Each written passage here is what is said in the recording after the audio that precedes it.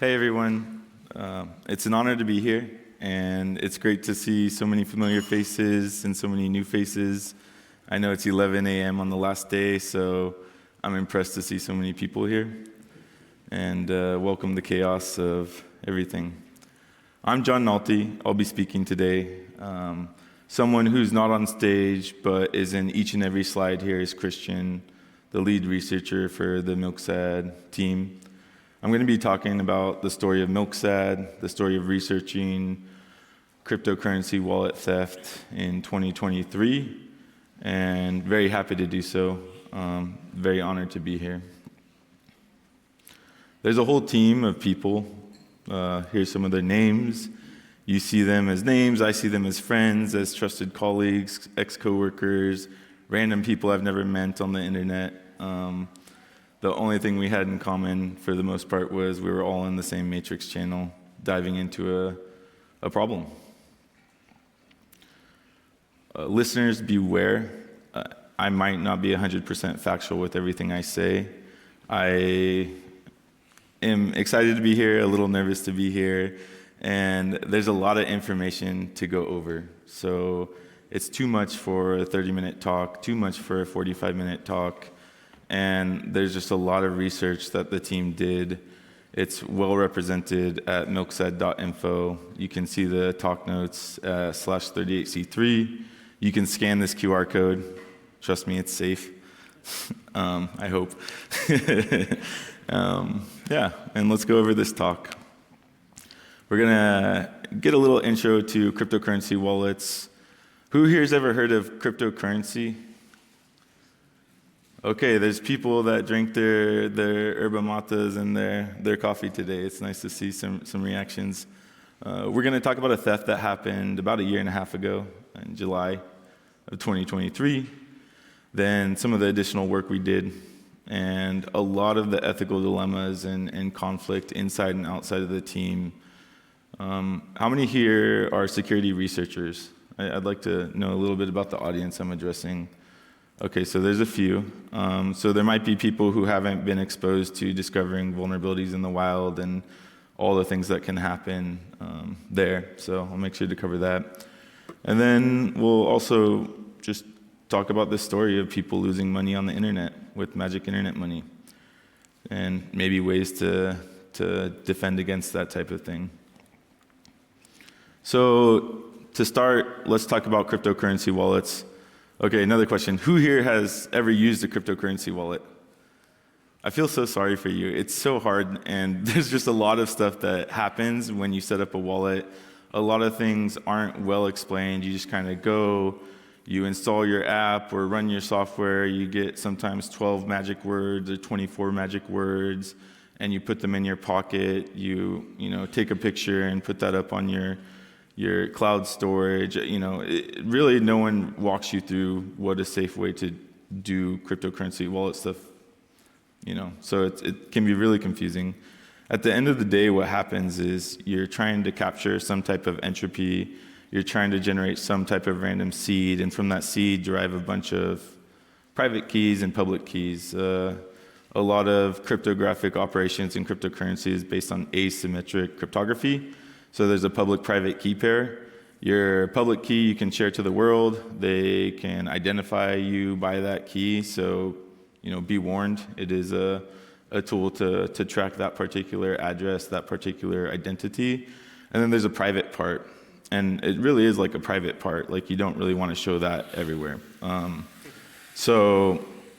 There's these public-private keys. And long ago, people were just generating single keys and storing them, backing them up, and it was quite a hassle. So the Bitcoin folks and community came up with this improvement proposal, BIP39, where they're like, why don't we keep this little seed, this magic little seed of entropy into words, mnemonic seed phrases. It's a lot easier to remember 12 words or 24 words than it is to remember a bunch of random characters that are maybe base 58 or base 64 encoded. And so BIP39 was a way to make things a little bit more human readable, to keep a secret safe, And from that secret, you could derive a bunch of private keys.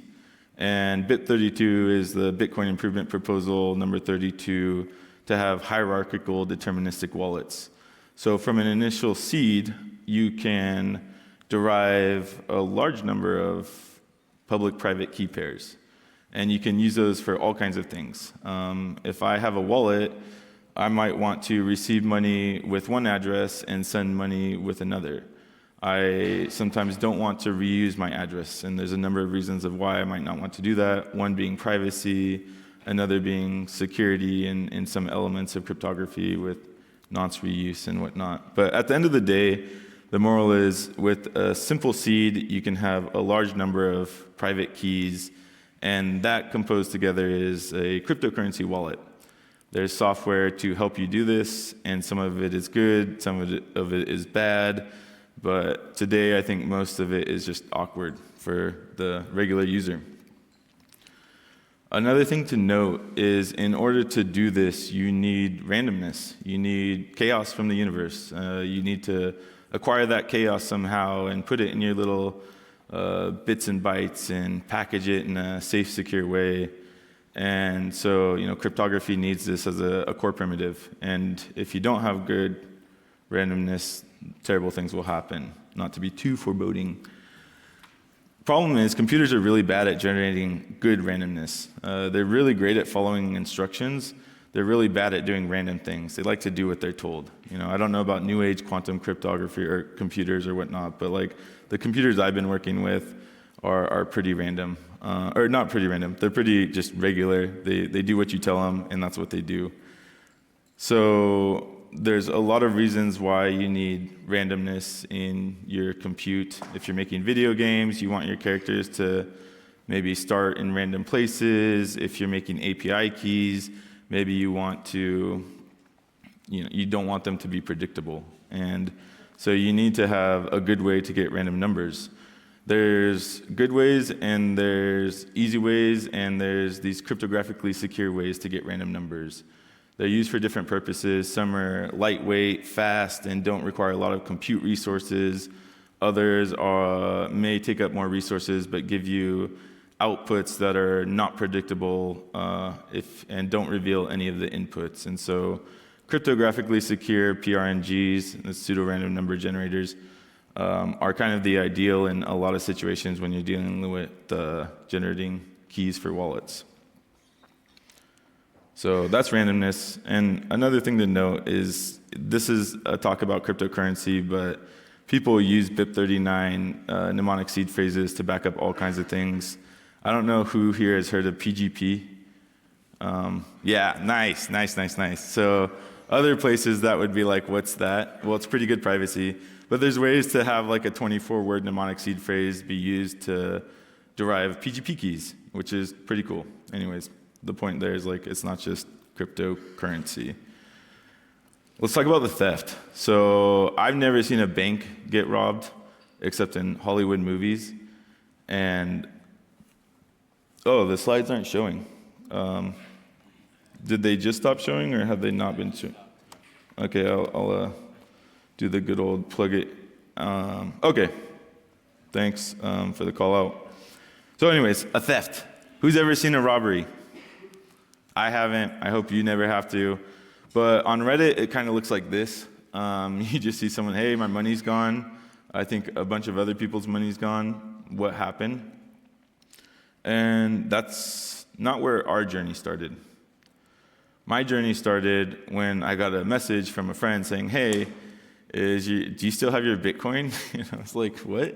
I don't know. Let me go check. So I have to go swim into my underwater cave, feed the alligators, pop up, open the vault. Yeah, it's still there. Actually, it's not that hard. You can just, if you know your addresses, you can just look.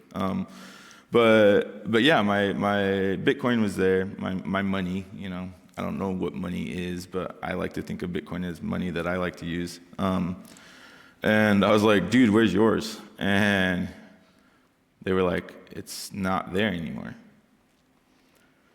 That sucks. It's not, you open your wallet and a dollar bill's there today, and then tomorrow you look and it's not there. Paper doesn't just evaporate. Maybe it gets wet and disintegrates, but there's still remnants. People put like ceramic discs in that stuff, and there's always a trace of where money went. And on the blockchain, it's no different. So we saw that a bunch of money moved and was consolidated, and we knew 2 people in our social group. I don't have a lot of friends, so this was like a large portion of my social network had been compromised, and I was curious to understand how and why. Maybe I'll never understand why, except for human greed. But the how was very interesting for me, because this is magic math, and magic math is no different than regular math. It just takes sometimes a little bit more for muggles like me to understand. So overall, we saw 37 Bitcoin move at this time. And we saw that it wasn't just 2 people that were in my friends group. We saw many other people. So a team forms, and we're not like the Avengers. We don't have fancy suits. I work in a garage in my house, and other people work all over the world. The good thing is we did have people who knew how they generated their keys. They knew how they stored them. They knew the security models they were up against were, they took precautions, let's say. They weren't just downloading an app, running something on an online computer. They were very tight about the attack surface and generated keys in air-gapped machines that had never touched the light of the internet, running minimal Linux operating systems, and so it was very curious. What we discovered in our research was the common denominator was a software called libBitcoin Explorer. And so, you try and understand how your well gets poisoned, and you look upstream and or downstream. We stand upon the shoulders of giants, and sometimes those giants just rot and die. And in this case, we discovered some rot, and we decided to take a closer look at this software.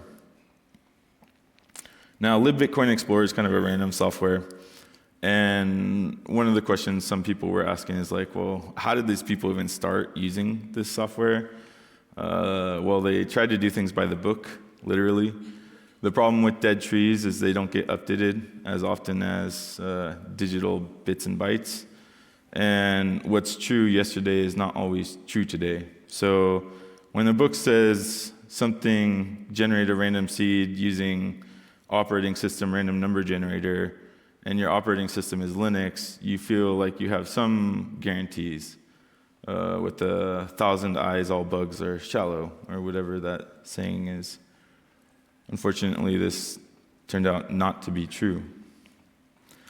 The bx seed command from libBitcoin generates wallets via the mersenne twister, and it's not just a little dance here. We're talking like, just numbers and stuff, but numbers can dance too if you look at them right. Some of them wiggle, some of them squirm. And in this case, with this variant of mersenne twister, this whole MT19937. I'd be curious if anyone knows what that number is. It's a prime number, 2 to the 199. Anyways, 32 bits of initial state was all that was allowed in this implementation for generating random numbers. Now, 32 bits seems like a number, but it's not it doesn't allow for a lot of possible outcomes. And when we saw this, our heads kind of exploded, because we were expecting 256 bits of chaos and entropy entering our little random number generator. So to not see that was a shock, and definitely we felt like we were on the right track. And so, again, these numbers, 32 bits is a little over 4 billion, 128 bits is a little over 340 undecillion. I guess it's like 10 to the 36. I don't know. Undecillion is an interesting word. In British English, it means something different. And it also, anyways, look it up, undecillion.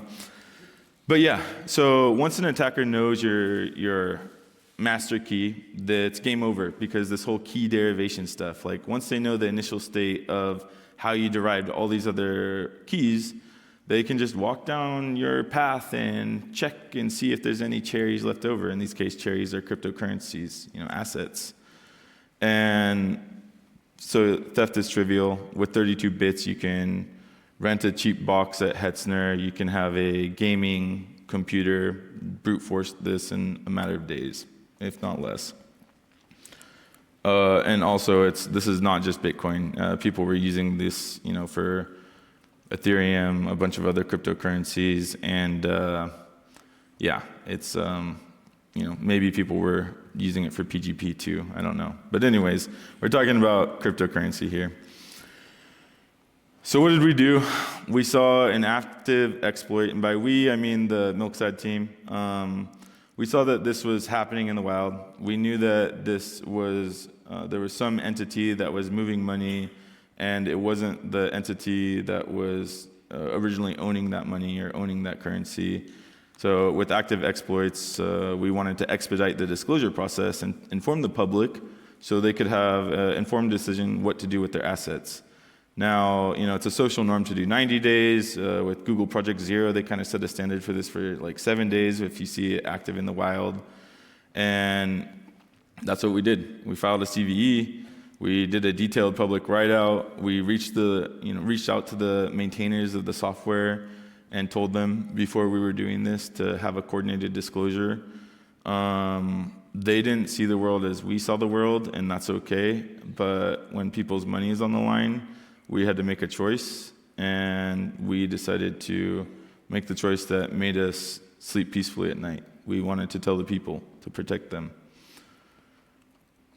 The name. I love the name Milksad. I felt very sad when I learned about this, and people didn't lose just, their milk money. They lost their savings. They lost a belief in the rigidity of a cryptocurrency system. And that's a hard thing to build back.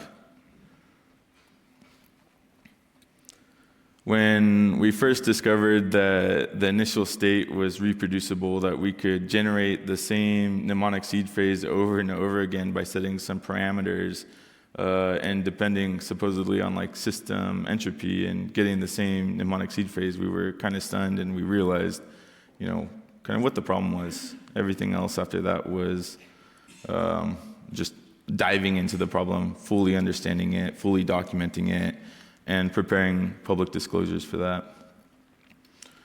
We also, again, we were curious about how the attackers did this and how big this problem was, and was it just us using this software? Were there other softwares out there, cryptocurrency wallet implementations that had similar issues? Again, you don't need advanced degrees in cryptography. You don't need specialized hardware to do what we did. You just need to understand how these numbers work. And once you understand initial PRNG seed states for these systems, you can simply enumerate over all the potential address space that you want to spend time deriving and checking if that address had ever been used on the blockchain.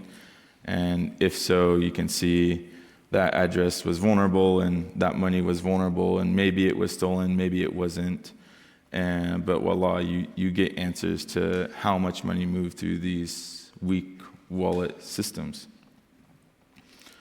This was a lot of time to dive through all the after effects of this attack and exploit, and we can still spend hours, days, months, years diving into everything. You can be your crypto sleuth like ZachXBT and trace where all the money went. We didn't do that.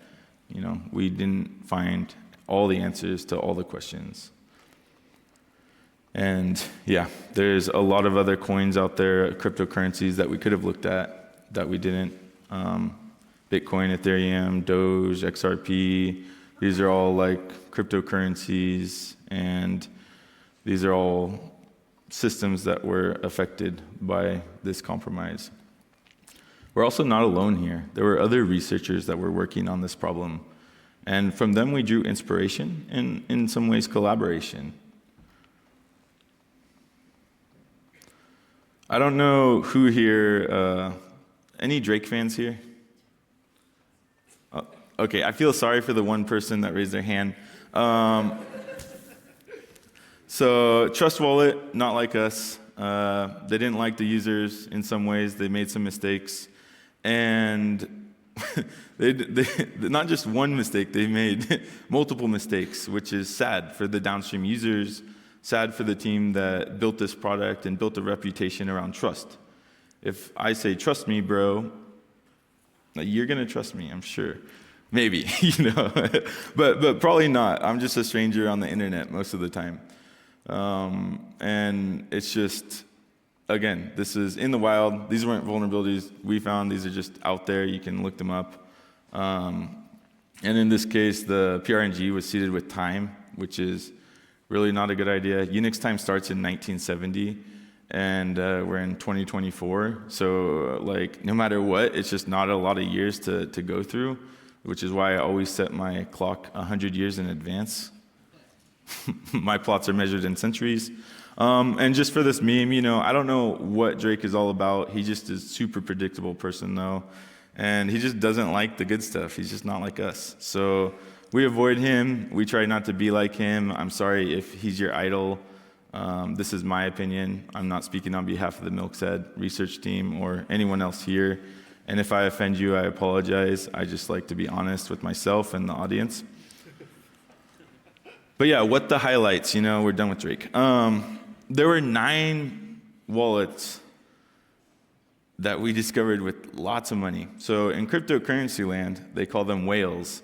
And these whales had quite the dork of a wallet. 67,000 plus Bitcoins went through these wallets. At the time, that's about $1 billion at 20,000 US dollars per Bitcoin. Today, that's 5 times as much. I think Bitcoin hovers around $100,000. In my world, 1 Bitcoin will always equal 1 Bitcoin, and everything else is everything else. But again, this shows you that it wasn't just retail, random people reading books. This was people who were spending a lot of time and energy, had a lot of assets involved, and vulnerable, which was quite impressive and surprising. We don't know what happened with this money. We don't know if these people or entities that had control of these wallets moved them safely. We kind of assume they did. We don't know if they knew what was happening here in 2020. Mind you, we discovered this issue in 2023, so it was 3 years later. But yeah, just kind of crazy. That's a lot of money to just float around the internet and be able to be grabbed. Cake, I like cake. I hate when my cake has poison in it or razor blades. If you ever eat an apple on Halloween, be careful. Check it twice. Some people are naughty. Some people are nice. And in this case, Cake Wallet was not so nice. A lot of programming languages have random SDKs. There's just easy native library implementations where you can get randomness. And a lot of them don't have secure, cryptographically secure randomness by default, which I find really awkward. I think that's something we should talk about here. Why don't we provide safe defaults for all the programming languages as a primitive? So something to think about if you're developing languages. Default to safety first, please. And yeah, we knew that this was insecure, but a lot of people didn't know how how to derive these addresses. And luckily, lead researcher Christian, our knight in shining armor, saw the puzzle and decided he needed to break it. He was kind of nerd sniped by this, and a lot of us were not spending as much time diving into Cake Wallet because we already were moving on to things. But the fixation Christian spent was well worth it. He discovered that they weren't using 32 bits of seeding when you expected 128 or 256. They were actually using 20 bits. And 20 bits means I can almost do the calculations with my hands and toes. But I lost a lot of touch in my pinky toes due to frostbite. So it'd be difficult for me, but if you are talented with all your digits, you can show me how to calculate stuff with them. That'd be super cool to do binary. But 20 bits is not a lot, so easy to brute force.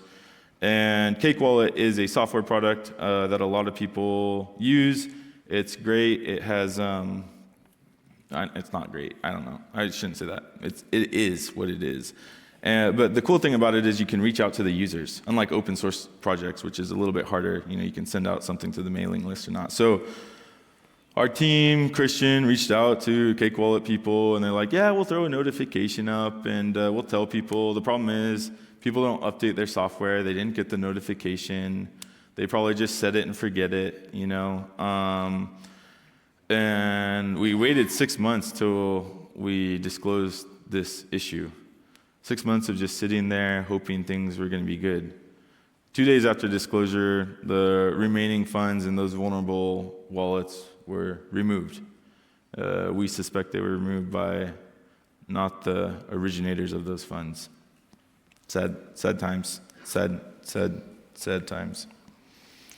So back to our team and what we were up to.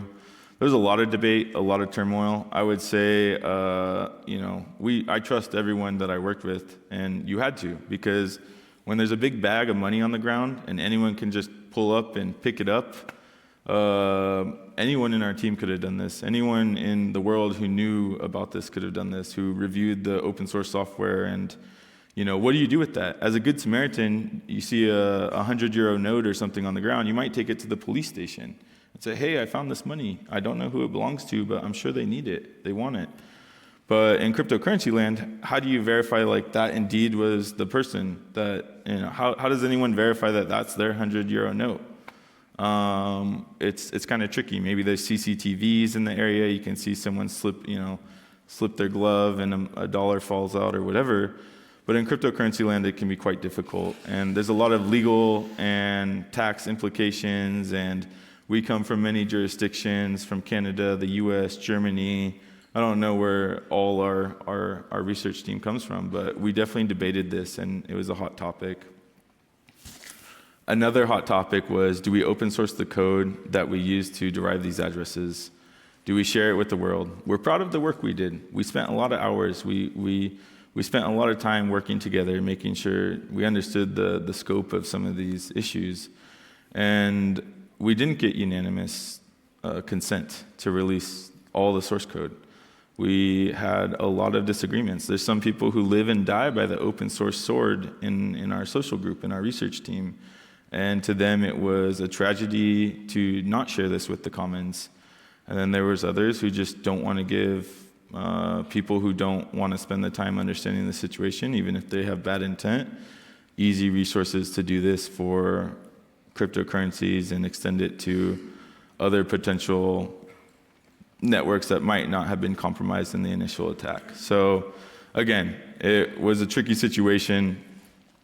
We wanted to share some things with the public. We didn't want to share everything with the public. We did allow people to look up to see if they had compromised mnemonic seed phrases. You could go to a website, provide a SHA-256 hash of the seed phrase, and check to see if it was in our database. Obviously, that was even discussed internally, because what if people put their entire seed phrase in there and then blame us for being compromised? And that is a tricky, sticky situation. But we did want to provide some type of public service for people to check before they swept their funds. But yeah, some numbers, lots of money through this. This isn't money that was necessarily stolen. This, and by money I just mean Bitcoin, or that's what we're looking at here. But these are Bitcoins that moved through compromised wallets that could have been stolen at any point in time. And I just find that fascinating. This is world-changing money. This can fund your nuclear arsenal. This can buy you many islands, or politicians, or Twitters, or whatever. Actually, maybe not Twitters, I don't know. It depends on the price. But yeah, this is a lot. And it was crazy to see so much of this asset go through weak systems. It just felt weird. What can you do? That's a good question. As a developer, how can you protect yourself? How can you protect the people you're building software for? A lot of us are building software for people. Sometimes people are building software for robots and stuff and non-peoples, but that's also great. You should still protect those entities as well. Question everything. My mom always told me to question authority, and I carry that with me everywhere I go. I really doubt everything I see, and really have to strive for understanding to feel confident and comfortable to use technology that I would use in a secure system. And when I'm building software, I always like to check it twice. I like to get it externally audited. And when you're using randomness, make sure you're not just doing silly mistakes. And this is a question of how we get people to break this cycle of repeating the same mistake over and over again. So as the average user, if you entrust your money to software, if you entrust critical things like your privacy to software systems, demand security audits, request them, demand them, pay for them, do what you can to help these systems. Keep your stack updated. This is not a full enumeration. These are just useful, things I find useful. One thing to note with the BIP39 setup mnemonic seed phrase is if people added a password, which is part of the BIP39 spec, a passphrase to their setup, they probably wouldn't have been compromised in the initial attack. The attackers would have had to try and crack the password in order to then enumerate all of the downstream addresses. So that was something interesting about this particular incident, is some people were protected just by adding that simple passphrase. But yeah, open source is great, but it doesn't guarantee safety, as we all know. In conclusion, chaos is required for some things in compute and in life, as we know in the Chaos Congress. There's often good chaos everywhere, and you try to avoid the bad chaos. Be careful. It is used everywhere in passwords, session tokens, all this stuff.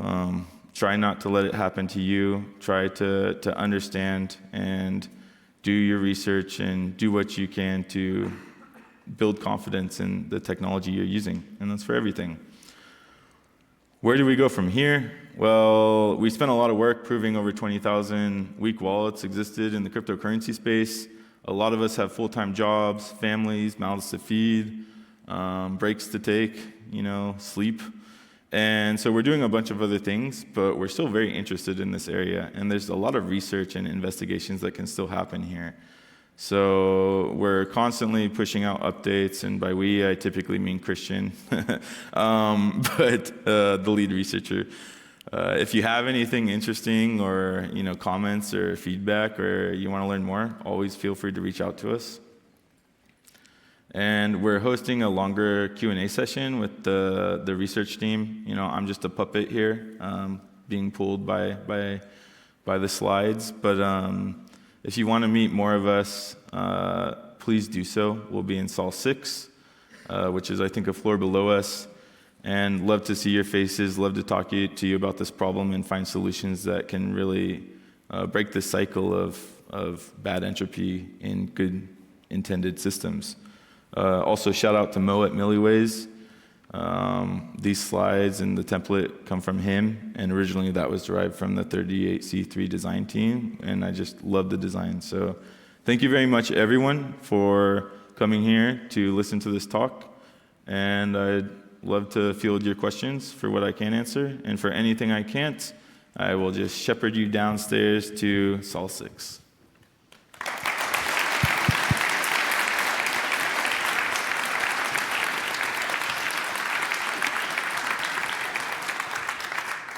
John Nolte and the Milksad team, thanks a lot for this research. Thanks a lot for the presentation. Thanks a lot for the disclosure. Anybody coming up with questions? I see some questions here. However, hold on for a second. We want to have a look at the internet. Are there online questions? Yeah, please. The first question from the internet would be, were all wallets using mersenne twister to generate the seed at that point? If not, how did the hackers identify the ones which did use it? So I don't know how the hackers identified the weak wallets in their systems, but the answer to the first question is no. They weren't all using mersenne twister. You can look at the other implementations in our write-ups, but yeah, there was a few implementations and issues there. Is there anything else from the internet? Yes, we have one more. The question is if this flaw is still out in the wild, especially for non-Bitcoin cryptocurrencies. Is the flaw still out in the wild? Yeah, the software, once you publish a software version, it's there forever. Most of the time, there's people who archive all kinds of things. So most things on the internet don't die. What's dead can never die. And as far as active exploits, if you put money in one of these compromised wallets, it'd be a fun game to see how fast it moves by not your hands. Not your system. I assume now there's just people who are listening or systems that are listening, waiting for money to enter a weak wallet and snatching that money immediately. A fun game to play would be to see if they paid more gas than the money's worth. If they're sophisticated, they'll check that first. If they're unsophisticated, they won't.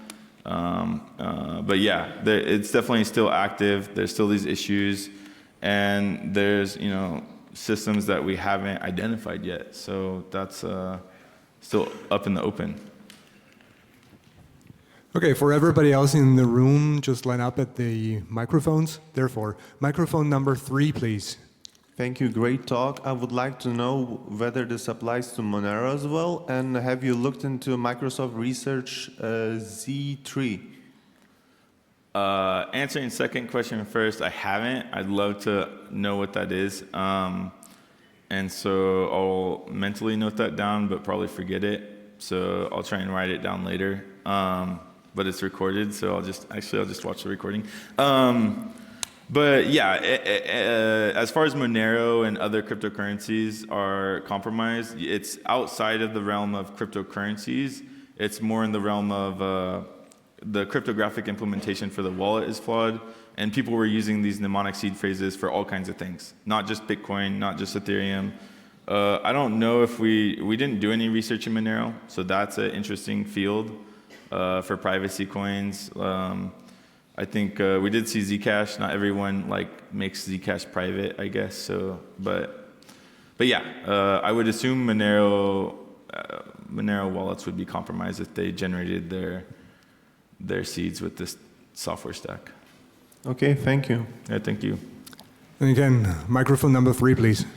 So using a non-cryptographically secure pseudonym PRNG is kind of a basic pentest finding, at least that's what my experience in my professional deformation, I guess.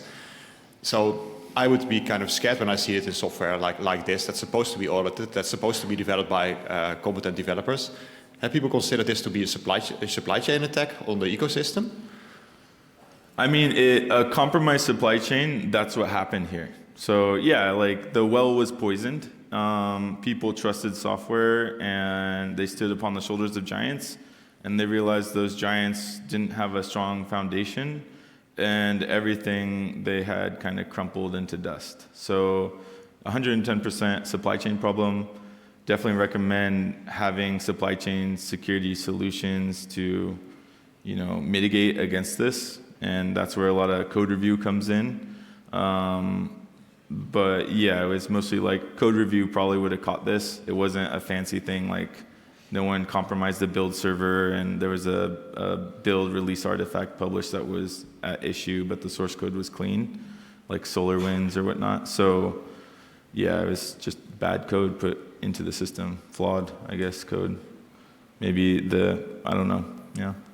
Okay, yeah, it's fair that I'm not that paranoid about it, but yeah, shit happens. Definitely be paranoid. Every pull request is a potential input for compromise. So constant vigilance, as one of my favorite Harry Potter characters, Mad-Eye Moody, would say.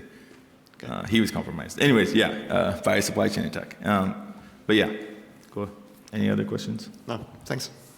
Well, in here, microphones are empty. What about the internet? Some more questions from there? No. Anybody interested in anything particular here from John? No. Well then, let's thank John again for this.